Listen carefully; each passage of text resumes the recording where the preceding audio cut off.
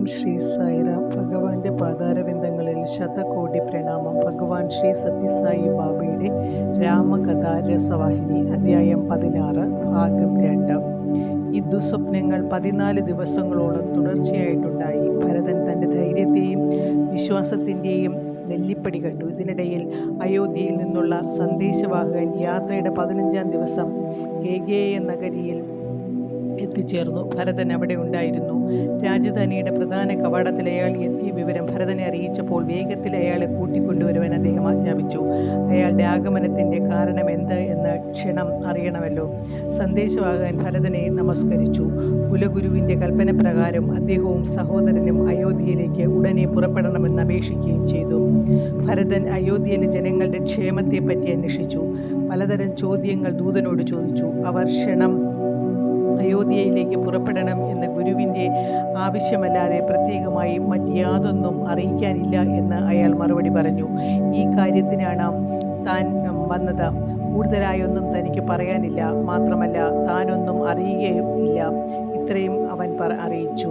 സന്ദേശവാഹകന്മാർ രാജകുടുംബത്തിലെ യജമാനന്മാരോട് ആവശ്യമുള്ളത് മാത്രം സംസാരിക്കാവൂ എന്നും യജമാനന്മാരും അവരെ അധികം നിർത്തി സംസാരിപ്പിക്കരുതെന്നും ഭരതന് അറിയാമായിരുന്നു. അല്പം ചില നിമിഷങ്ങളോളമേ അവരോട് സംസാരിക്കുവാൻ പാടുള്ളൂ എന്നതാണ് ആചാര നടപടി.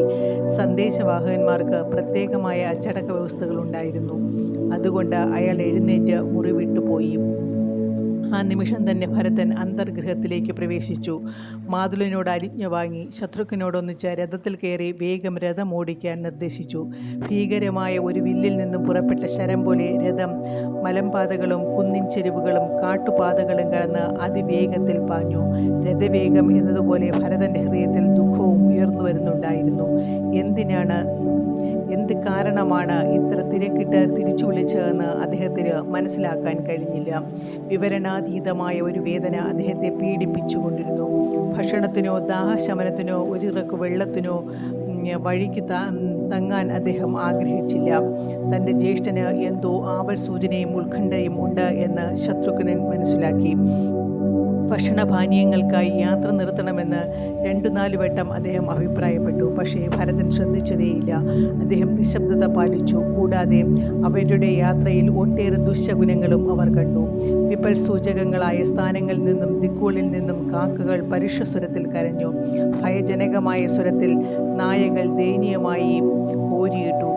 അതുവരെ ശത്രുഘ്നൻ ധീരമായി നിർത്തിയിരുന്ന ശാന്തതയെ ഈ ലക്ഷണങ്ങൾ അലങ്കോലപ്പെടുത്തി കളഞ്ഞു. അയോധ്യ നഗരിയുടെ പ്രധാന കവാടത്തിൽ അവർ എത്തി മേലോട്ട് നോക്കിയപ്പോൾ അവർക്കുണ്ടായിരുന്ന ഭയം സ്ഥിരപ്പെട്ടു. കാരണം മാവില കൊണ്ടുണ്ടായിരുന്ന തോരണങ്ങൾ ദിവസങ്ങളായി മാറ്റിയിരുന്നില്ല. ശോകമൂകമായ കവാടത്തിൽ വിലങ്ങനെ ഉണങ്ങിയ പത്രങ്ങൾ മാത്രം തൂങ്ങിക്കിടക്കുന്നു. രോഷം കൊണ്ടോ ദുഃഖം കൊണ്ടോ പല്ലു ഞെരിക്കുന്നത് പോലെ കാറ്റിനെതിരായി അവ ആടിക്കൊണ്ടിരുന്നു. പച്ചിലകൾ തൂക്കിയിടാതിരിക്കാൻ കാരണമെന്താണ്?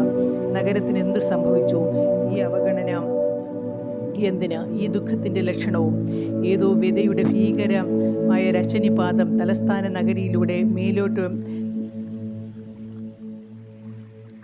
തലസ്ഥാന നഗരിയുടെ മേലുണ്ടായിട്ടുണ്ട് എന്ന് ആ സഹോദരന്മാർ ഊഹിച്ചു. അവർ നഗരത്തിൽ പ്രവേശിച്ച് തേരോടിച്ചു മുന്നോട്ടു പോയി. കവാടത്തിനടുത്തായിരുന്നു രാജാവിൻ്റെ വക കുതിരപ്പന്തിയും ആനപ്പന്തിയും. ഭരതൻ്റെ ദൃഷ്ടികൾ അവയിൽ പതിച്ചപ്പോൾ അദ്ദേഹത്തിൻ്റെ ഹൃദയം പൊട്ടിപ്പോയി. ആത്മനിയന്ത്രണം തന്നെ നശിച്ചു. കാരണം അവയിലുണ്ടായിരുന്ന മൃഗങ്ങൾ തല താഴ്ത്തി കണ്ണീരൊലിപ്പിച്ചുകൊണ്ട് ചലനം പോലും ഇല്ലാതെ സ്ഥിതി ചെയ്യുകയായിരുന്നു. പാപ്പാന്മാരും കുതിരക്കാരും താങ്ങാനാവാത്ത ദുഃഖത്തോടുകൂടി തല ഉയർത്താനാവാത്ത നിലയിലായിരുന്നു. അവർ നഗരത്തിൽ കൂടി മുന്നോട്ട് പോയപ്പോൾ ഉള്ളിലുള്ളവർക്ക് ആരെയും അകത്തേക്ക് സ്വാഗതം ചെയ്യാൻ ഇഷ്ടമില്ല എന്ന പോലെ റോഡിൻ്റെ ഇരുവശങ്ങളിലുള്ള മന്ദിരങ്ങളുടെ പുറംവാതിലുകൾ അടച്ചിട്ടിരുന്നതായി കണ്ടു. വീഥികൾ തൂത്തുവാരാതെ പൊടി നിറഞ്ഞു കിടന്നിരുന്നു. വെളിയിൽ അങ്ങിങ്ങായി കാണപ്പെട്ടിരുന്ന ചുരുക്കം ചില പൗരന്മാർ അടുത്തുവരുന്ന രഥം കണ്ടപ്പോൾ നോട്ടം തിരിച്ചു കളഞ്ഞു. അവർ ഭരതനെ തിരിച്ചറിഞ്ഞപ്പോൾ കണ്ണീർ പൊഴിച്ചു. രത്നകമ്പോളം അടച്ചിട്ടിരുന്നു. അപ്രകാരം തന്നെ എല്ലാ വ്യാപാര സ്ഥാപനങ്ങളും പൂട്ടിക്കിടന്നു.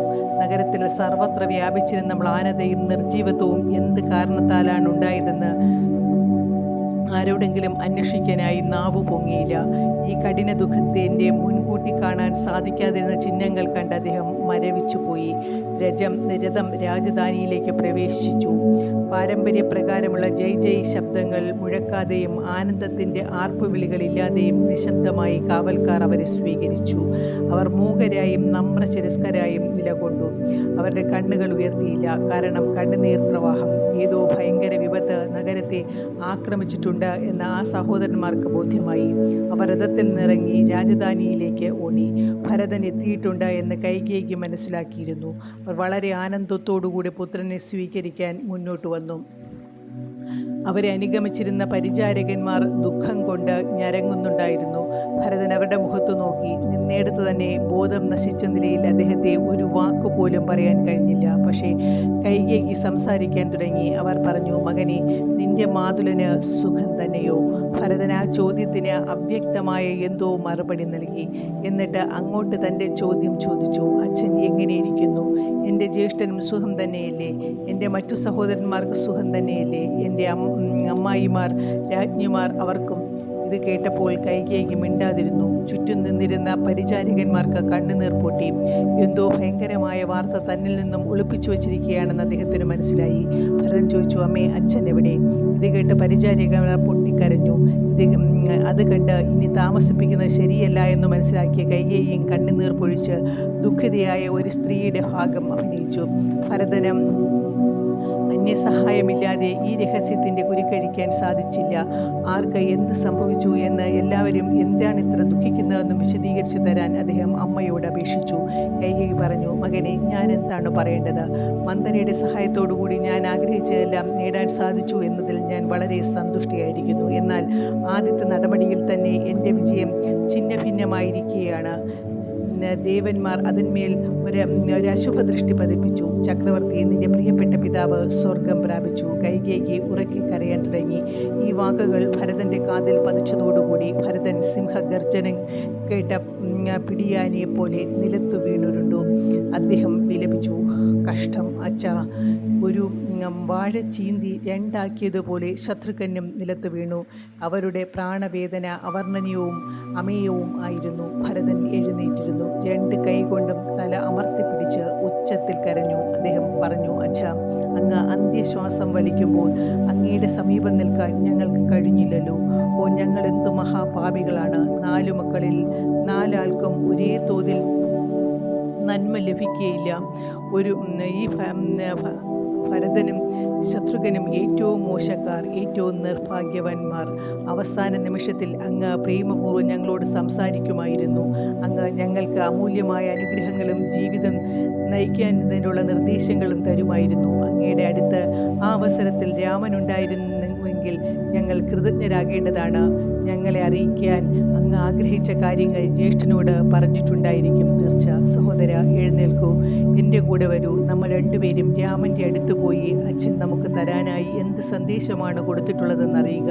അമ്മേ, രാമനിപ്പോൾ എവിടെയാണുള്ളതെന്ന് പറയൂ. ഭരതൻ എഴുന്നേറ്റ് പോകാൻ തയ്യാറായി നിന്നു. അദ്ദേഹം അമ്മയുടെ മറുപടിക്കു മാത്രം കാത്തു നിൽക്കുകയായിരുന്നു. കൈകേയി പറഞ്ഞു, മകനെ, ഇവിടെ ഉണ്ടായിരുന്നുവെങ്കിൽ നിന്റെ അച്ഛൻ അന്തരിക്കുകയില്ലായിരുന്നു. നിനക്ക് അതറിയുകയില്ലേ? രാമൻ നഗരത്തിലില്ല. നീ അറിഞ്ഞില്ലേ? ഇത് വ്രണത്തിൽ വിഷം ഒഴുക്കുന്നത് പോലെയായിരുന്നു. ഈ പുതിയ അടിയേറ്റപ്പോൾ ഭരതൻ ഞെട്ടിപ്പോയി. ഭരതൻ ചോദിച്ചു, അമ്മേ, രാമൻ എൻ്റെ ശ്വാസമാണ്. രാമൻ എവിടേക്കാണ് പോയതെന്ന്? ഭരതൻ തകർച്ചയുടെ വക്കിലെത്തിയിരുന്നു. കൈകേയി വേഗത്തിൽ ദൃഢമായും മറുപടി പറഞ്ഞു, എവിടേക്കെന്നോ? അവർ എവിടേക്ക് പോയെന്നാണോ നീ ചോദിക്കുന്നത്? ശരി, കാട്ടിലേക്ക് ആയിരിക്കാം. ഭരതൻ ഇടയിൽ കടന്നു പറഞ്ഞു, പക്ഷേ കാട്ടിലേക്ക് പോയ രാമൻ ഇനിയും മടങ്ങി വരാത്തത് എന്ത്? കൈകേയിയുടെ മറുപടി അത്രയും ശാന്തമായും കരുതലോടു കൂടിയായിരുന്നു. അവർ പറഞ്ഞു, മകനെ, ആ നീണ്ട കഥ പറയാനോ ശ്രദ്ധിക്കാനോ നമുക്ക് നേരമില്ല. ആദ്യം അച്ഛൻ്റെ ശവസംസ്കാരത്തിനുള്ള പ്രവർത്തനങ്ങൾ ശ്രദ്ധിക്കൂ. തൻ്റെ അമ്മ ഏതോ അസുഖകരമായ രഹസ്യം തന്നിൽ നിന്നും മറച്ചു പിടിക്കാൻ ശ്രമിക്കുകയാണെന്ന് ഈ മറുപടിയിൽ നിന്നും ഭരതൻ മനസ്സിലായി. അതുകൊണ്ട് അദ്ദേഹം സീതയുടെയും ലക്ഷ്മണൻ്റെയും വിവരങ്ങളെപ്പറ്റി ഒന്നൊന്നായി ചോദിച്ചു. അമ്മ മറുപടി പറഞ്ഞു, അവർ രണ്ടാളും കാട്ടിലേക്ക് രാമനെ അനുഗമിച്ചിരിക്കുകയാണ്. അവർ 14 സംവത്സരം കഴിയുന്നതിന് മുമ്പായി ഈ നഗരത്തിലേക്ക് തിരിച്ചു വരികയില്ല. അപ്രകാരമാണ് നിന്റെ അച്ഛൻ ആജ്ഞാപിച്ചിരിക്കുന്നത്. ദൃഢവും സ്ഥിരവുമായ സ്വരത്തിലാണ് കൈകേയി പ്രസ്താവന ചെയ്തത്.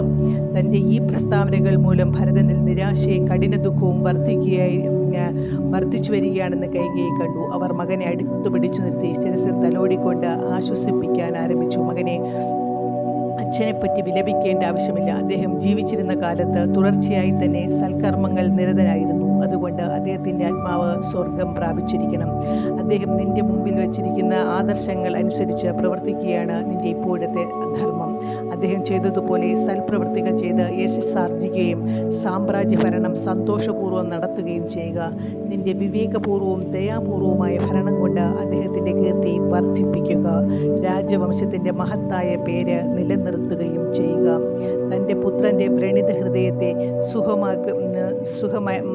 സുഖമയമാക്കുന്നതിൽ കൈകേയി ഈ വാക്കുകളും ഇതുപോലുള്ള മറ്റു വാക്കുകളും ഉപയോഗിച്ച് പരിശ്രമിച്ചു. എന്നാൽ ഈ വാക്കുകൾ അദ്ദേഹത്തിൻ്റെ ഹൃദയത്തിൽ കടാരി കുത്തി ഇറക്കുന്നത് പോലുള്ള അനുഭവമാണ് ഉണ്ടാക്കിയത്. ഓരോ വാക്കും ചുറ്റിക കൊണ്ട് അടിക്കുന്നത് പോലെ ഭരതനെ പീഡിപ്പിച്ചു. അവർ പറയുന്നത് കേട്ടപ്പോൾ ശത്രുഘ്നന് സർവാംഗം ചുട്ടുപോയുന്നത് പോലെ തോന്നി. പക്ഷേ അദ്ദേഹം നിശബ്ദനായി നിന്നു, വിലപിച്ചിട്ടില്ല. ഭരതൻ സത്യം കണ്ടുപിടിക്കാൻ തീരുമാനിച്ചതുകൊണ്ട് പെട്ടെന്ന് എഴുന്നേറ്റു. അമ്മ പല വസ്തുതകൾ തന്നിൽ നിന്നും മറച്ചു പിടിച്ച് കടങ്കഥകൾ സംസാരിച്ച് തന്നെ കബളിപ്പിക്കുകയാണെന്ന് അദ്ദേഹത്തിന് തോന്നി. അദ്ദേഹം ശത്രുഘ്നെയും കൂട്ടി അതിവേഗം മുറിയിൽ നിന്നും പുറത്തിറങ്ങി. രാമൻ്റെ മാതാവും ജ്യേഷ്ഠരാജ്ഞിയുമായ കൗസല്യയുടെ വസതിയിലേക്ക് പോയി. അവിടെ അദ്ദേഹം കണ്ടത് എന്താണ്? പൊടി മൂടിയ വസ്ത്രങ്ങളാൽ കൗസല്യ നാഥ നാഥ രാമ രാമ എന്നുറക്കെ വിളിച്ചുകൊണ്ട് നിലത്തു വീണുരുളുകയാണ്. പരിചാരികമാർ ദുഃഖനിമഗ്നരായി ഏതെങ്കിലും രൂപത്തിൽ അവരെ ധൈര്യപ്പെടുത്താനായി ശുശ്രൂഷിക്കുന്നുണ്ടായിരുന്നു. ഭരതന് തന്നെ നിയന്ത്രിക്കുവാൻ കഴിഞ്ഞില്ല. അമ്മേ അമ്മേ എന്ന് വിളിച്ചുകൊണ്ട് അദ്ദേഹം കൗസല്യയുടെ കാൽക്കൽ തളർന്നു വീണു. സുമിത്രാദേവിയും കൗസല്യയോടൊപ്പം അവിടെ ഉണ്ടായിരുന്നു. അവരിരുവരും ഭരതനെയും ശത്രുഘ്നെയും തിരിച്ചറിഞ്ഞു. പെട്ടെന്ന് അവർ ബോധരഹിതയായി. ബോധം തിരിച്ചു കിട്ടിയ ശേഷം അവർ പ്രാണവേദനയാൽ അന്യോന്യം കെട്ടിപ്പിടിച്ച് ഉച്ചത്തിൽ വിലപിച്ചു. ഏറ്റവും കഠിനമായ ശിലയെപ്പോലും അലിയിക്കുന്നതായിരുന്നു ആ രംഗം. ആ സഹോദരന്മാർക്ക് ഈ ദുഃഖഭാരം താങ്ങാൻ കഴിഞ്ഞില്ല. അവർ നിലം പതിച്ചു. അമ്മേ, എന്നെ അച്ഛൻ്റെ അടുത്തേക്ക് കൊണ്ടുപോകൂ. അദ്ദേഹത്തിൻ്റെ മരണകാരണം എന്നോട് പറയൂ. എൻ്റെ പ്രിയപ്പെട്ട സഹോദരനായ രാമനും ലക്ഷ്മണനും സീതയോടുകൂടി കാട്ടിൽ പോയത് എന്തിനാണ്? എല്ലാം എനിക്ക് അസാധാരണമായി തോന്നുന്നു. ഈ പ്രാണവേദനയിൽ നിന്നും എന്നെ രക്ഷിക്കൂ. എല്ലാം എന്നോട് പറയൂ. കൗസല്യയുടെ കാലുകൾ കെട്ടിപ്പിടിച്ചുകൊണ്ട് ഭരതൻ ദയനീയമായി അഭ്യർത്ഥിച്ചു. കൗസല്യ അദ്ദേഹത്തെ മൃദുവായി ആശ്ലേഷിച്ചു. അവർ പറഞ്ഞു, നീ വന്നതോടുകൂടി എനിക്ക് അല്പം ആശ്വാസമായി. നിന്നെ കണ്ടതുകൊണ്ട് പ്രിയപ്പെട്ട രാമൻ്റെ വിരഹം കൊണ്ടുള്ള വേദന എനിക്ക് കുറച്ചു മറക്കാൻ കഴിയും. നീ എനിക്ക് രാമനെ പോലെ തന്നെയാണ്. ഞാനൊരു വ്യത്യാസവും കാണുകയില്ല. ഇപ്രകാരം പറയുമ്പോൾ തന്നെ പൊട്ടിപ്പുറപ്പെട്ട കരച്ചിലും ഞരക്കങ്ങളും കൊണ്ട് സംസാരം ഇടയ്ക്ക് തടയപ്പെട്ടിരുന്നു. അവർ വിലപിച്ചു, ഹാ രാമ, നീ കാട്ടിൽ 14 കൊല്ലം കഴിയുമ്പോൾ എനിക്ക് ഇത്രയും കാലം ഇവിടെ ജീവനോടെ ഇരിക്കുവാൻ കഴിയുമോ? നിന്റെ അച്ഛനെ പോലെ ഞാനും വിരഹവേദന കൊണ്ട് ഭസ്മമായി തീരണമെന്ന് നീ തീർച്ചപ്പെടുത്തിയിട്ടുണ്ടോ? ഹാ കഷ്ടം, ഞാൻ എത്ര ദൗർഭാഗ്യവതിയാണ്. ഈ പൊട്ടിക്കരച്ചിലുകൾ കേട്ട് ഭരതന് മനോവേദന കൂടുതലായി. എല്ലാവിധമുള്ള ദുരിതങ്ങളും അദ്ദേഹത്തിൻ്റെ ഭാവന ചിത്രീകരിച്ചു. കാരണം അദ്ദേഹം ഇനിയും സത്യം അറിഞ്ഞിരുന്നില്ല.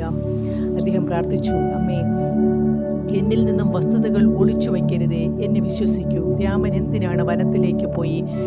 അച്ഛൻ്റെ ചരമത്തിന് കാരണം എന്തായിരുന്നു? എന്നോട് പറയുക. എന്നോട് പറഞ്ഞ് ഈ കുഴപ്പത്തിൻ്റെ നൂലാമാലകളിൽ നിന്നും എന്നെ രക്ഷിക്കൂ. കൗസല്യാദേവി എപ്പോഴും സരളശീലയും ഋജു സ്വഭാവിയും പ്രകൃത്യാ ദയാലുവുമായിരുന്നു. അവർ ഭരതനെ തിരിച്ചു വന്ന രാമനായി തന്നെ കണ്ടു. ഭരതനെ അടുത്ത് നിർത്തി കണ്ണുനീർ തിളച്ചുകൊണ്ട് അവർ പറഞ്ഞു, മകനെ ഭരത, ധീരനായിരിക്കൂ. കഴിഞ്ഞ കാര്യങ്ങളെപ്പറ്റി ദുഃഖിക്കാതിരിക്കൂ. അത്തരം ദുഃഖം നിഷ്പ്രയോജനമാണ്. കാലം ശുഭമല്ലാതിരിക്കുമ്പോഴും പരിസ്ഥിതികൾ ഇങ്ങനെ ഉപജാപം നടത്തുമ്പോഴും അസാധാരണ സംഭവങ്ങൾ ഉണ്ടാകും. ആരുടെയെങ്കിലും പേരിൽ കുറ്റം ചുമത്തിയിട്ട് എന്തു പ്രയോജനമാണുള്ളത്? ആരെയും കുറ്റപ്പെടുത്തേണ്ടതില്ല. ഈ ദുഃഖത്തിൻ്റെ ഭാരവുമായി ജീവിക്കണമെന്നത് എൻ്റെ വിധിയാണ്. ഇത് ഒഴിവാക്കാൻ സാധ്യമല്ല. ഇത് ഞാൻ സഹിക്കുക തന്നെ വേണം. എന്നാൽ നീ ചെറുപ്പമാണ്. പൂർവ്വകാല രവിയെപ്പോലെയുള്ളവൻ അത് ഓർത്തോളൂ. പുലർകാല രവിയെപ്പോലുള്ളവൻ അത് ഓർത്തോളൂ. എൻ്റെ ഏറ്റവും പ്രിയപ്പെട്ടവനായ രാമൻ അച്ഛൻ്റെ ആജ്ഞ അനുസരിച്ച് മരവുരിയും ധരിച്ച് ജട പിടിച്ച കേശവും മൂർധാവിൽ അറ്റം കെട്ടി നിർത്തി ഇപ്പോൾ കാട്ടിൽ അലഞ്ഞു നടക്കുകയാണ്. ഒരു നിമിഷത്തേക്ക് പോലും അവനെ പിരിഞ്ഞ് ജീവിക്കാൻ സാധിക്കാത്ത സീതയും മരവുരി ധരിച്ചുകൊണ്ട് അവൻ്റെ കൂടെ ഒന്നിച്ചുണ്ട്.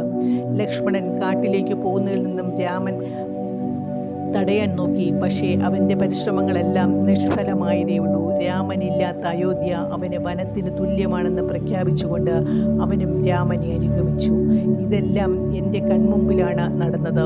ഞാൻ ഇനിയും ജീവിക്കുന്നു എന്നതുകൊണ്ട് ഞാൻ എന്ത് പാപാത്മാവായിരിക്കണം. അവർ വിട്ടുപോയപ്പോൾ എനിക്ക് അവരോടൊപ്പം പോകാൻ കഴിഞ്ഞില്ല.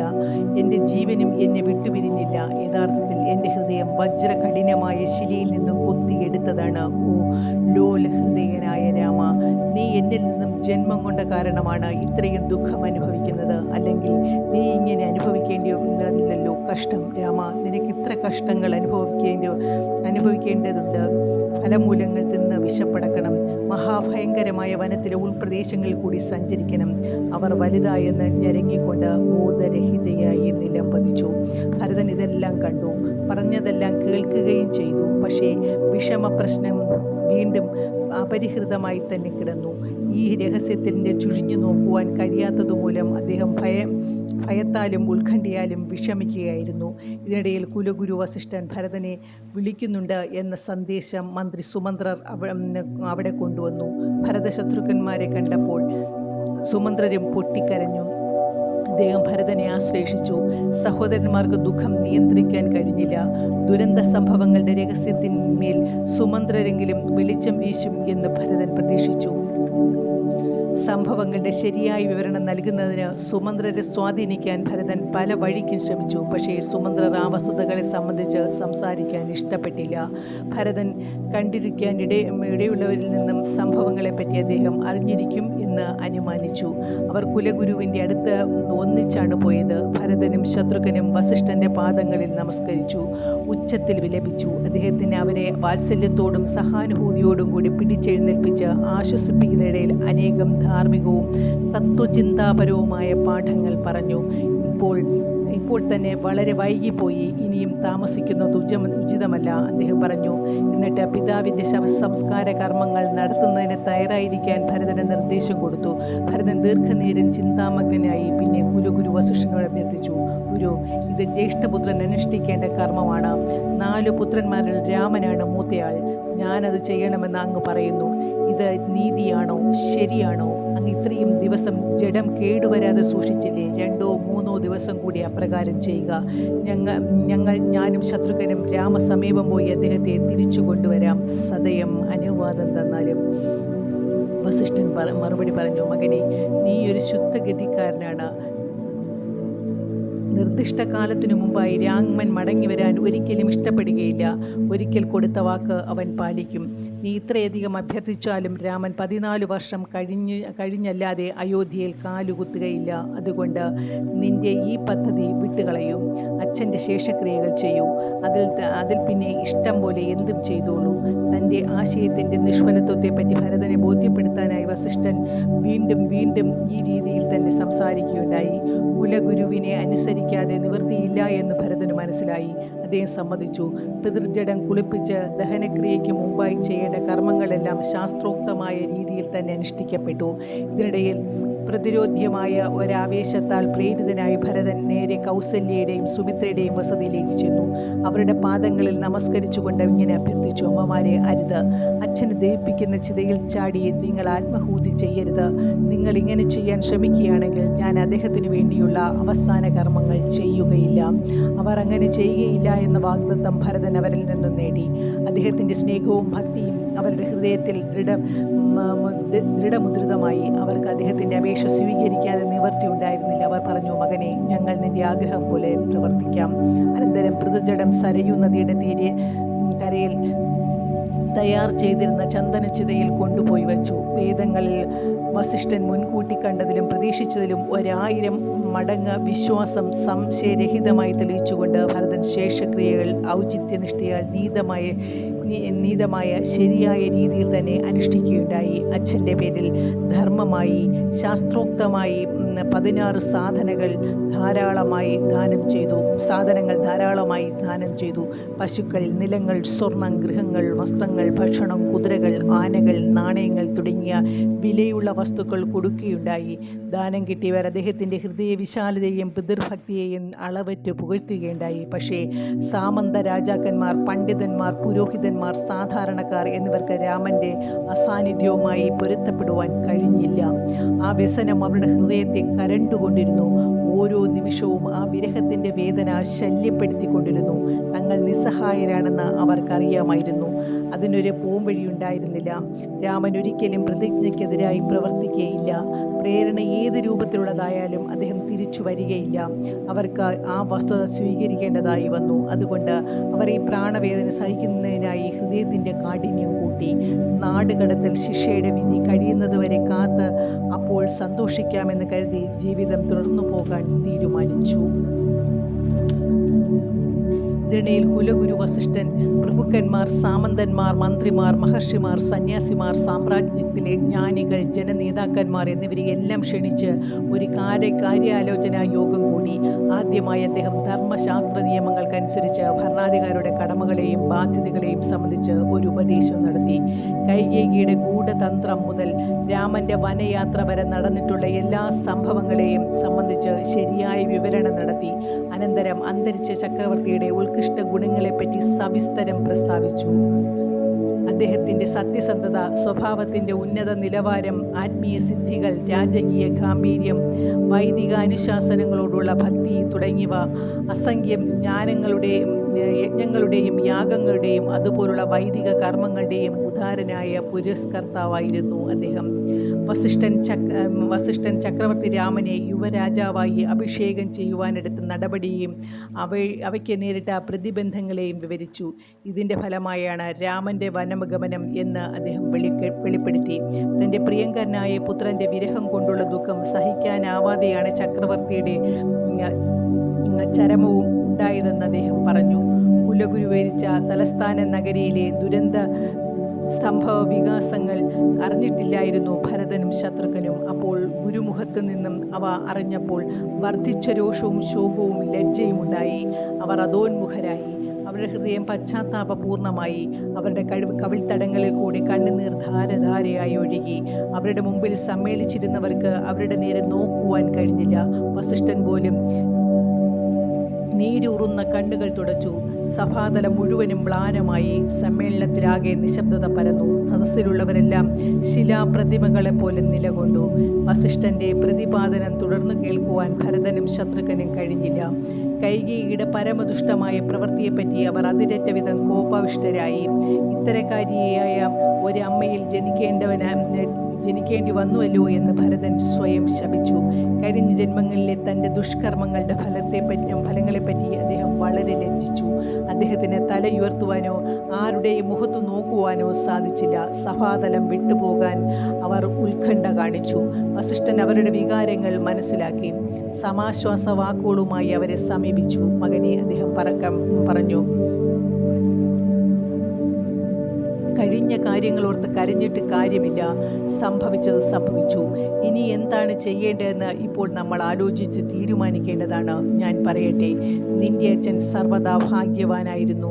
എന്തിനാണ് അദ്ദേഹത്തെപ്പറ്റി ദുഃഖിക്കുന്നത്? ഞാൻ പറയുന്നത് ശ്രദ്ധിക്കൂ. അദ്ദേഹത്തിൻ്റെ കൽപ്പനകൾ അനുസരിക്കൂ. ഈ സാമ്രാജ്യം ഭരിക്കാനുള്ള അധികാരം അദ്ദേഹം നിനക്ക് നൽകിയിരിക്കുന്നു. ഈ ദാനം സ്വീകരിച്ച് അദ്ദേഹത്തിൻ്റെ ആജ്ഞ ആദരിക്കുന്നതാണ് ശരിയായിട്ടുള്ളത്. താൻ കൊടുത്തുപോയ വാക്കിനെതിരായി ആവാത്തത് കൊണ്ടാണ് നിന്റെ അച്ഛൻ രാമനിൽ നിന്നും വേറിട്ട് നിൽക്കാൻ ശ്രമിച്ചത്. രാമനോട്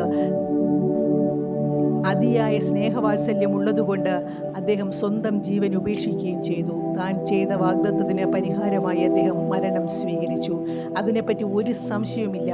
ഒരിക്കൽ കൊടുത്ത വാക്ക് നിറവേറ്റുകയാണ് ജീവനേക്കാൾ കൂടുതൽ വിലപ്പെട്ടത്. അതുകൊണ്ടാണ് അദ്ദേഹം വാക്കു മാറുന്നതിന് പകരം മരണത്തെ അഭിമുഖീകരിക്കുവാൻ തന്നെ സന്നദ്ധനായത്. ആലോചിക്കൂ, രാമൻ പത്നിയോടുകൂടി കാട്ടിലേക്ക് നാട് കടത്തപ്പെട്ട നിലയിൽ പോയത് അച്ഛൻ്റെ വാഗ്ദത്തം ആദരിക്കുവാനായിരുന്നു. വാഗ്ദത്തം നിറവേറ്റുന്നതിനായി എന്ത് ത്യാഗത്തിനും തയ്യാറായിരുന്നു ഇഷാഖ് വംശത്തിലെ ഓരോ അംഗവും എന്നത് ആ രാജവംശത്തിൻ്റെ പ്രഭാവമാണ്. നിനക്കും പങ്കുള്ളതാണ് ഈ ജാജ്വല്യം. പിതാവിൻ്റെ വാക്കിനനുസരിച്ച് നീയും ഇപ്പോൾ പ്രവർത്തിക്കുകയും ഭരണത്തിൻ്റെ ഉത്തരവാദിത്വം ഏറ്റെടുക്കുകയും വേണം. ആ ജോലിയിൽ നിനക്ക് എല്ലാ ശുഭങ്ങളും ഉണ്ടാവട്ടെ. നിന്റെ എല്ലാ ഉദ്യമത്തിലും വിജയവും ക്ഷേമവും കൈവരട്ടെ.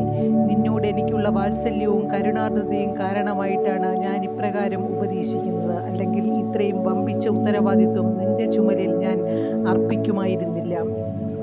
അച്ഛൻ്റെ സൽപ്പേര് നിലനിർത്താൻ നിനക്ക് സാധിക്കുമെന്ന് എനിക്കറിയാം. നിനക്ക് ഭരണത്തിന് ആവശ്യമായ പ്രാപ്തിയും സാമർഥ്യവും ഈ ഭാരം ഏറ്റെടുക്കാനുള്ള ധൈര്യവുമുണ്ട്. മടിക്കുകയോ സംശയിക്കുകയോ ചെയ്യരുത്. ഭരണ ചുമതല ഏറ്റെടുക്കുക.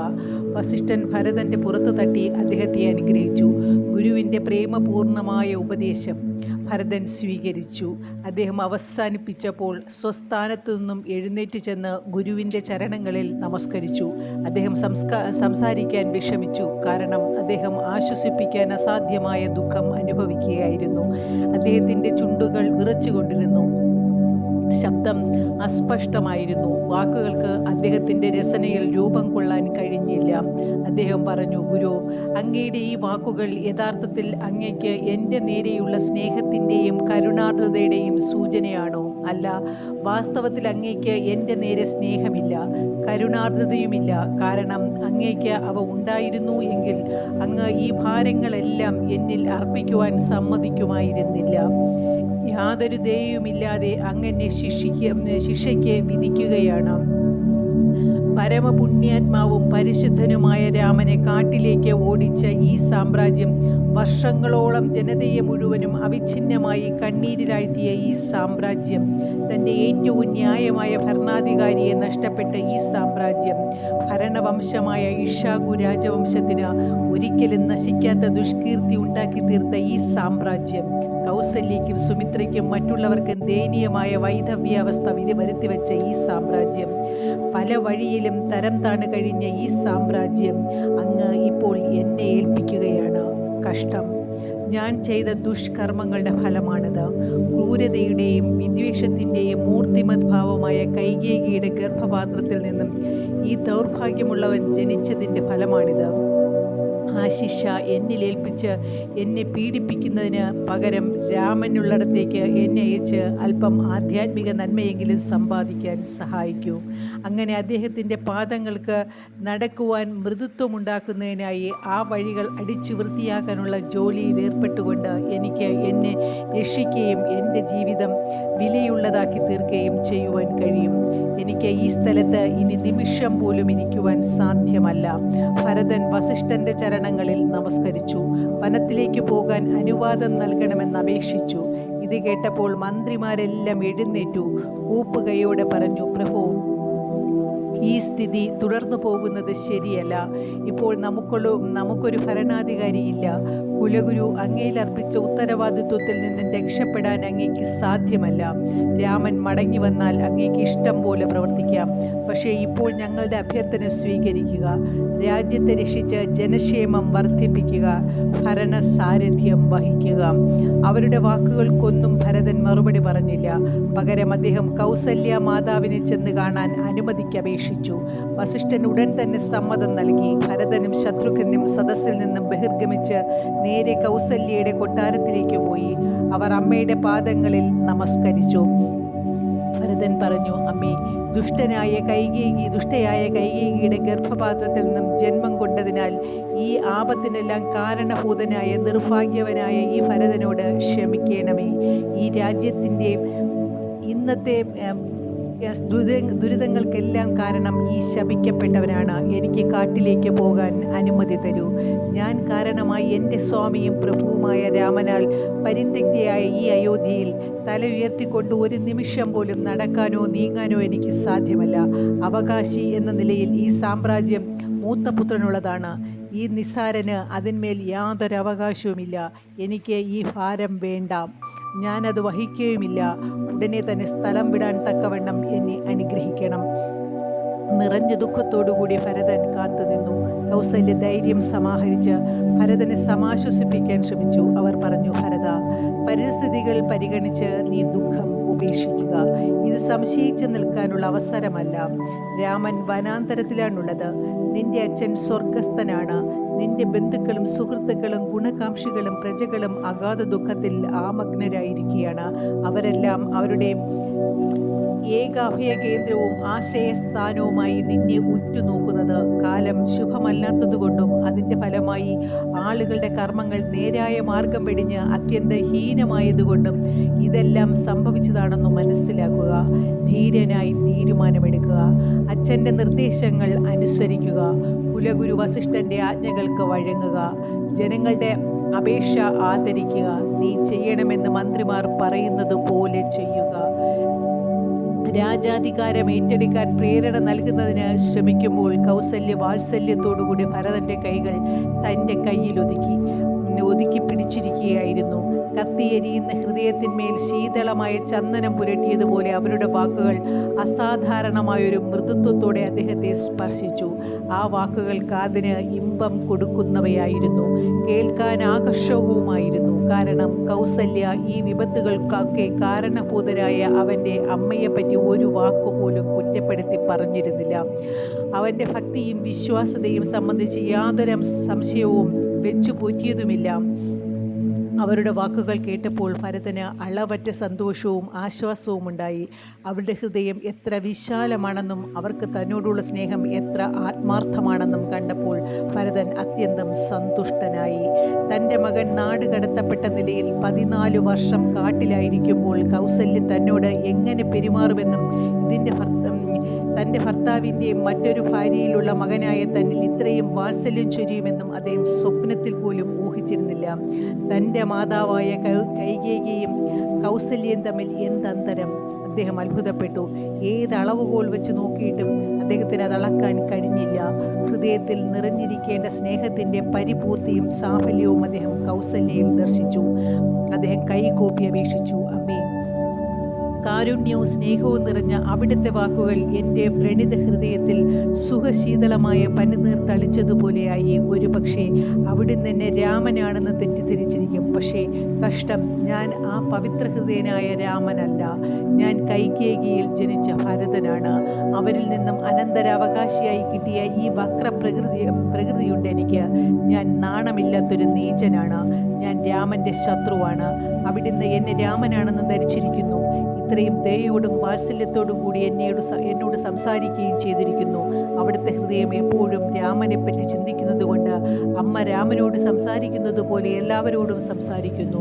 അമ്മേ, ഞാൻ നേരി പറയുകയാണ്. ഞാൻ പറയുന്നത് കേൾക്കൂ. എൻ്റെ പ്രാർത്ഥനയും ശ്രദ്ധിക്കൂ. അമ്മേ, ധർമ്മത്തിൽ അധിഷ്ഠിതരായവർ മാത്രമാണ് രാജ്യം ഭരിക്കുവാൻ അർഹർ. വക്രബുദ്ധികളും ഹീനകൃത്യങ്ങളിൽ ഏർപ്പെടുന്നവരും സംശയദൃഷ്ടികളോടുകൂടി വീക്ഷിക്കപ്പെടേണ്ടവരുമായ അസ്മാദൃശ്യന്മാർ രാജ്യം ഭരിച്ചാൽ ഭൂമി പാതാളത്തിൻ്റെ രൂപത്തിലായി അധപ്പതിക്കും. സ്വാർത്ഥികൾ, സങ്കുചിത മനസ്കരായ സാഹസികന്മാർ, ദുരാശയമുള്ള കഴുകന്മാർ, ആഡംബരപ്രിയന്മാർ, അസൂയ നിജരോഗമായിട്ടുള്ളവർ ഇവരൊന്നും ഭരിക്കാൻ അർഹരല്ല. ഭരണീയരുടെ താൽപ്പര്യങ്ങളെ അവർ അപകടപ്പെടുത്തും. ധാർമ്മിക നിഷ്ഠയുടെ അടിസ്ഥാനം തന്നെ അവർ നശിപ്പിക്കും. അവരുടെ കയ്യിൽ രാജ്യം നശിക്കുകയും ചെയ്യും. ധർമ്മമാർഗത്തിൽ ചരിക്കുന്നവരും നീതിനിഷ്ഠന്മാരും മാത്രമേ അന്യരെ ഭരിക്കാൻ കൊള്ളുകയുള്ളൂ. അത്തരത്തിലുള്ള ഒരാളെ മാത്രമേ ഞാൻ കാണുന്നുള്ളൂ. അദ്ദേഹമാണ് രാമൻ. ഞാൻ മറ്റൊരാളെയും അറിയുകയില്ല. അതുകൊണ്ട് ഞാൻ ഇപ്പോൾ തന്നെ കാട്ടിലേക്ക് പോയി അദ്ദേഹത്തെ അയോധ്യയിലേക്ക് കൊണ്ടുവരും. ഇനിയും നേരം കളയാതെ എനിക്ക് അനുവാദം തരൂ. എന്നെ അനുഗ്രഹിക്കൂ. ഭരതൻ കൗസല്യയുടെ മുമ്പിൽ നമസ്കരിച്ച് മറുപടിക്ക് കാത്തുനിന്നു. ഭരതന്റെ വാക്കുകൾ കൗസല്യയുടെ ഹൃദയത്തെ ഒരു വലിയ അളവോളം ആശ്വസിപ്പിച്ചു. അവർ അവർ പറഞ്ഞു, മകനെ, എൻ്റെ രാമനുള്ള അതേ വികാരങ്ങൾ നിന്നിൽ ഉയർന്നു വരുന്നതായി ഞാൻ കാണുന്നു. നിന്നെ നോക്കുമ്പോൾ അവനിൽ നിന്നുള്ള വിരഹത്തിൻ്റെ വേദന അല്പമെങ്കിലും സഹിക്കാൻ എനിക്ക് സാധിക്കുന്നുണ്ട്. അതുകൊണ്ട് നീയും കൂടി കാട്ടിൽ പോയാൽ ഞങ്ങൾക്ക് എന്താണ് സംഭവിക്കുക? നിന്റെ യാത്ര അനിവാര്യമാണെന്ന് നീ പ്രഖ്യാപിക്കുകയാണെങ്കിൽ പിന്നെ എന്നെ കൂടി കൊണ്ടുപോകൂ. ഈ അയോധ്യയിൽ ഞാൻ ആർക്കു വേണ്ടിയാണ് ദിവസങ്ങൾ കഴിക്കേണ്ടത്? ഭർത്താവ് നഷ്ടപ്പെട്ടതുകൊണ്ടും പുത്രനിൽ നിന്നും അകന്നതുകൊണ്ടും ഞാൻ നഷ്ടത്തിൻ്റെ പ്രാണവേദനയുമായി ഇനിയും പൊരുത്തപ്പെട്ടിട്ടില്ല. പോകൂ, ഗുരു വസിഷ്ഠൻ്റെ അനുമതി നേടൂ, നമുക്ക് കാട്ടിൽ പോകാം. കുറേ സമയമെങ്കിലും സീതയോടും രാമനോടും ലക്ഷ്മണനോടും കൂടി കഴിയാം. പിന്നെ എനിക്കെൻ്റെ ജീവിതം അവസാനിപ്പിക്കാം. അവനിങ്ങനെ പറഞ്ഞപ്പോൾ ഭരതന് കുറേ ആശ്വാസവും മനസ്സമാധാനവും ലഭിച്ചു. അനന്തരം ഭരതൻ കൗസല്യയുടെയും സുമിത്രയുടെയും പാദങ്ങൾ നമസ്കരിച്ച് കൈകേയിയുടെ കൊട്ടാരത്തിലേക്ക് പോകാൻ എഴുന്നേറ്റു. ഭരതൻ മുമ്പിൽ നടന്നു, പിന്നാലെ ശത്രുഘ്നും. അവർക്ക് ദുഃഖത്തിൻ്റെ ഭാരം ഉണ്ടായിരുന്നു. മാത്രമല്ല, മന്ദരയിൽ വിശ്വാസമർപ്പിച്ച ഈ ആപത്തൊക്കെ വരുത്തിവെച്ച കൈകേയിയുടെ നേരെ വെറുപ്പും ഉള്ളിൽ ഉയർന്നു വന്ന ക്രോധം ഒതുക്കുവാൻ അവർ വളരെ പണിപ്പെട്ടു. അവർ കൊട്ടാരത്തിൽ പ്രവേശിച്ചു. പ്രവേശന ദ്വാരത്തിൽ തന്നെ അവർ മന്ദരയെ കണ്ടു. അവൾ ധാരാളം ആഭരണങ്ങൾ അണിഞ്ഞുകൊണ്ട് അവരെ സ്വീകരിക്കാൻ കാത്തുനിൽപ്പുണ്ടായിരുന്നു. ശത്രുഘ്ന് ആ കാഴ്ച സഹിക്കാൻ കഴിഞ്ഞില്ല. അദ്ദേഹം അവളുടെ തലമുടിക്ക് പിടിച്ച് വലിച്ച് കണക്കിന് പ്രഹരിച്ചു. അയ്യോ അയ്യോ, അവൾ മുറവിളി കൂട്ടി. ഈ ശബ്ദം കൈകേയിയുടെ ചെവിയിലെത്തി. അവർ ഓടി വന്നു. കാര്യമറിച്ച് ശത്രുഘ്നെ ശകാരിക്കാൻ തുടങ്ങി. ഭരതൻ അനിയന്ത്രിതമായ കോപത്തോടുകൂടി അവരുടെ നേരെ ഗർജിച്ചു. ലജ്ജാഹീനെ, കൊടിയ കരിംപാപി, ഈ ദുഷ്ടയുടെ വാക്കുകൾ വിശ്വസിച്ചുകൊണ്ട് നിങ്ങൾ ഏറ്റവും നിന്ദ്യമായ പാപം ചെയ്തു. ഈ സ്ത്രീ നൽകിയ ആപൽക്കരമായ ഉപദേശങ്ങൾ നിങ്ങളുടെ ഹൃദയത്തെ രണ്ടായി പിളർക്കാത്തതെന്ത്? അക്ഷുദ്രമായ വരങ്ങളെ നിങ്ങളുടെ നാവിന് ഉച്ചരിക്കാൻ എങ്ങനെ കഴിഞ്ഞു? ആ നിന്ദ്യമായ ആഗ്രഹങ്ങൾ ഉച്ചരിക്കുമ്പോൾ ആ നാവ് ചാമ്പലായി പോയില്ലേ? ഇനി ഏതു മുഖഭാവത്തോടെ നിങ്ങൾക്ക് ധൈര്യമായി ഈ കൊട്ടാരത്തിൽ താമസിക്കുവാൻ കഴിയും? ഇതിൻ്റെ പരിസരത്തിൽ നടന്നു നീങ്ങുവാൻ നാണമില്ലേ? കഷ്ടം! ദുഷ്ടയായ ഒരു സ്ത്രീയുടെ വാക്കുകളിൽ ചക്രവർത്തി എങ്ങനെ വിശ്വാസമർപ്പിച്ചു? കാമാന്ധനായ കാരണം അദ്ദേഹം ഭാര്യയെ നേടുന്നതിനായി മകനെ മാറ്റക്കച്ചവടം ചെയ്തു. നിങ്ങൾ ആസൂത്രണം ചെയ്ത ഗൂഢാലോചന വളരെ നീചമായിരുന്നു, ദുരിതം നിറഞ്ഞതായിരുന്നു. ചക്രവർത്തിയുടെ പരിശുദ്ധമായ ഹൃദയം മലിനമാക്കി. ഈ രാജ്യത്തിന് തീ വെച്ചു. രാജവംശത്തിനെയും അതിൻ്റെ പ്രഭാവത്തെയും നശിപ്പിച്ചു. രഘുവിൻ്റെ രാജവംശത്തിന് നിങ്ങൾ എന്നെന്നും നിലനിൽക്കുന്ന അപമാനം വരുത്തി വെച്ചു. നിങ്ങളുടെ കുടിലവും വിഷമയവുമായ ഹൃദയമാണ് ഈ നാശമൊക്കെ ഉണ്ടാക്കിയത്. നിങ്ങളെ എൻ്റെ അമ്മ എന്ന് പറയുന്നത് മഹാപാപമാണ്. അന്യരെ ഉപദ്രവിക്കുമ്പോൾ നിങ്ങളുടെ മകന് ഭാഗ്യം ലഭിക്കുമെന്ന് എങ്ങനെ തീർച്ചപ്പെടുത്തി? നിങ്ങളുടെ സ്വന്തം കുട്ടി നിങ്ങൾക്ക് പ്രിയപ്പെട്ടവനായതുപോലെ അവരുടെ കുട്ടികൾ അവർക്കും പ്രിയങ്കരായിരുന്നില്ലേ? അന്യരുടെ കുട്ടികൾക്ക് ഉപദ്രവമുണ്ടാക്കുന്ന പദ്ധതി ആവിഷ്കരിക്കുന്ന സ്ത്രീകൾ സ്വന്തം കുട്ടികൾക്ക് തന്നെ ആപത്ത് വരുത്തി വയ്ക്കുകയാണ്. ഈ മഹാസത്യം നിങ്ങൾ എങ്ങനെ മറന്നു? അല്ല, ഇതെല്ലാം നിങ്ങൾ കഴിഞ്ഞ ജന്മത്തിൽ ചെയ്ത പാപങ്ങളുടെ ഫലമായിരിക്കണം. അല്ല, ഇതെല്ലാം എൻ്റെ ദുർവിധി കാരണമായിരിക്കണം. അല്ലെങ്കിൽ പരിശുദ്ധനും ദൃഢനിശ്ചയമുള്ളവനും ദുഷിപ്പിക്കാൻ സാധിക്കാത്തവനും എൻ്റെ ജ്യേഷ്ഠനുമായ രാമനും നന്മയുടെ ചാരിത്രത്തിൻ്റെ മകുടമായ സീതാമാതാവും വനാന്തരത്തിൽ അലയണമോ? ഓ, എന്ത് ക്രൂരത! എത്ര ഭയാനകം! ഇത്രയും ദുഷ്ടഹൃദയമുള്ള ഒരു പാപിയുമായി സംസാരിക്കേണ്ടി വന്നത് തന്നെ കഴിഞ്ഞ ജന്മങ്ങളിൽ ചെയ്ത പാപങ്ങളുടെ ഫലമായിട്ടായിരിക്കണം.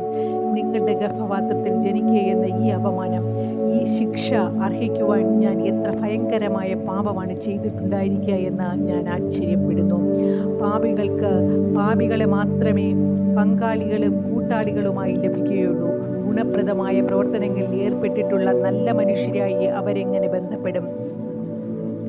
ദിവ്യഹംസം പോലെ കളങ്കലേശവുമില്ലാത്ത പവിത്രവും പുണ്യവുമായ വംശമത്രേ സൂര്യവംശം. എന്നാൽ വാസ്തവം പറയുകയാണെങ്കിൽ നിങ്ങൾ നിങ്ങളുടെ അമ്മയെപ്പോലെ തന്നെയാണ്. അവർക്ക് അവരുടെ ലക്ഷ്യം സാധിക്കുന്നതിന് വേണ്ടി ഭർത്താവിനെ കൊല്ലേണ്ടി വന്നു. നിങ്ങളുടെ സ്വാർത്ഥപരമായ ആഗ്രഹം സാധിപ്പിക്കുവാനായി നിങ്ങളും നിങ്ങളുടെ ഭർത്താവിനെ കൊന്നു. രാജ്യവംശത്തിൻ്റെ സുസ്ഥാപിത നടപടികൾക്കെതിരായി ജ്യേഷ്ഠപുത്രനെ മറികടന്ന് ഇളയ മകന് സാമ്രാജ്യം ഭരിക്കാമോ? ഈ വിധികൽപ്പിതമായ ആശയം ഇപ്പോൾ കിട്ടിയതല്ല. ഇത് ആരംഭത്തിലെ ഒരു ബീജം എന്ന പോലെ ലീനമായി അവിടെ തന്നെ ഉണ്ടായിരുന്നു. അല്ലെങ്കിൽ ഇത്ര പെട്ടെന്ന് അതൊരു വൻമരമായി പ്രത്യക്ഷപ്പെടുമായിരുന്നില്ല. ഇത്രയും ദുഷ്ടമായ പ്രകൃതി ഉള്ളവളായിരിക്കെ ഞാൻ ജനിച്ചപ്പോൾ തന്നെ നിങ്ങൾക്കെന്നെ ഞെക്കിക്കൊല്ലാമായിരുന്നു. അങ്ങനെ എന്നെയും ഈ സാമ്രാജ്യത്തെയും എല്ലാ ദുരിതങ്ങളിൽ നിന്നും രക്ഷിക്കാമായിരുന്നു. അല്ലെങ്കിൽ കഴിഞ്ഞ കാര്യങ്ങളെപ്പറ്റി ഇപ്പോൾ കരഞ്ഞിട്ട് എന്തു പ്രയോജനം? കഷ്ടം. നിങ്ങളുടെ ബുദ്ധി വെട്ടിയിട്ട കൊമ്പുകളെ നനയ്ക്കുവാനാണ് നിർദ്ദേശിക്കുന്നത്. നിങ്ങളുടെ കാരണബുദ്ധി കുളത്തിൽ നിന്നും വെള്ളം വറ്റിച്ചതിൻ്റെ ശേഷം അതിൽ മത്സ്യത്തിനെ വളർത്തുവാനാണ് പഠിപ്പിച്ചത്. നിങ്ങളുടെ ക്ഷുദ്രമായ വിഡിത്തത്തെപ്പറ്റി ചിരിക്കണോ കരയണോ എന്ന് തീരുമാനിക്കാൻ എനിക്കാവുന്നില്ല. നിങ്ങളോട് സംസാരിച്ച് ഈ നിമിഷങ്ങൾ മലിനമാക്കുന്നതിന് പകരം ഞാൻ രാമൻ്റെ സന്നിധിയിലേക്ക് പോയി അയോധ്യയിലേക്ക് തിരിച്ചു വരണമെന്ന് അഭ്യർത്ഥിക്കുകയാണ്. എന്നാൽ അദ്ദേഹം വരുമ്പോൾ എനിക്കും കൂടെ മടങ്ങാമല്ലോ. അദ്ദേഹം മടങ്ങാൻ കൂട്ടാക്കുന്നില്ല എങ്കിൽ ലക്ഷ്മണൻ ചെയ്തതുപോലെ ഞാൻ അദ്ദേഹത്തോടൊപ്പം സ്ഥിരമായി താമസിക്കാൻ തീർച്ചപ്പെടുത്തിയിരിക്കുകയാണ്. അദ്ദേഹത്തെ സേവിച്ചുകൊണ്ട് സന്തോഷപൂർവ്വം കഴിയും. ഞാനിനി നിങ്ങളുടെ മുഖത്ത് നോക്കുകയില്ല. ഇത് പറഞ്ഞുകൊണ്ട് ഭരതൻ അനുജനോടുകൂടി തിരിഞ്ഞു നടന്നു. കൈകേയി തൻ്റെ പ്രവൃത്തിയെപ്പറ്റി വീണ്ടും വീണ്ടും ചിന്തിച്ചു കൊണ്ടിരുന്നു. തൻ്റെ ഗൂഢാലോചനയുടെ ഗതിമാറ്റത്തെപ്പറ്റി അവർ സങ്കടപ്പെട്ടു. ദുഷ്ടമായ പദ്ധതികൾ ആരാവിഷ്കരിച്ച് നടപ്പിൽ വരുത്തിയാലും താൽക്കാലികമായ സുഖമേ നൽകുകയുള്ളൂ എന്നവർക്ക് ബോധ്യപ്പെട്ടു. അവ ഒടുവിൽ അധപ്പതനത്തിന് വഴിയൊരുക്കും എന്നത് തീർച്ചയാണ്. അവർക്ക് രക്ഷപ്പെടാൻ ഒരു മാർഗവും കണ്ടില്ല. തൻ്റെ പശ്ചാത്താപവും ദുഃഖവും പ്രകടിപ്പിക്കുന്നതിന് അവർക്ക് വാക്കുകൾ കിട്ടിയതുമില്ല. അവർ മരവിച്ച് മൂകയായി നിന്നു. കൈകേയിക്ക് മന്ദരയെ മടുത്തു. അവർക്ക് സത്യം ബോധ്യപ്പെട്ടു. രാമൻ കൈക്കൊണ്ട് ശരിയായ നിലപാടിനെ പറ്റി അവർ സന്തുഷ്ടയായി. താൻ ചെയ്ത പാപത്തെപ്പറ്റി ഓർത്തപ്പോൾ അവർ ലജ്ജ കൊണ്ട് തല താഴ്ത്തി. സായിറാം.